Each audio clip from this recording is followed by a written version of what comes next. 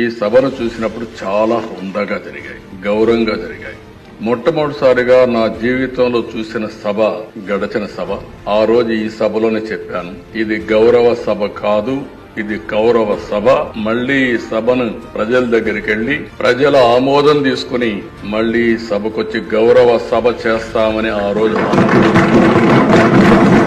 కంకణం కట్టుకోవడం ప్రతిజ్ఞ చేసి వెళ్ళాం.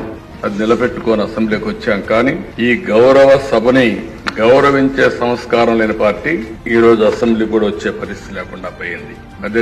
ప్రజాస్వామ్యంలో చాలా మంది చూశాం, పెద్ద పెద్ద వాళ్ళందరినీ చూశాం. ఎప్పుడు కూడా అసెంబ్లీ అంటే ఒక గౌరవం.